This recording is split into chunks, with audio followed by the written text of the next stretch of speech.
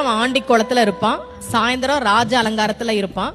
காலையில நீங்க வாழ்க்கையில எதுவுமே இல்லாம அவன் முன்னாடி போய் நின்னாலும் அன்றைக்கு மாலைக்குள்ளேயே உங்கள் வாழ்க்கையில் அவன் ஒரு மிகப்பெரிய மாற்றத்தை நிகழ்த்தி காட்டுவான் அப்படின்றதா ராஜ அலங்காரம்.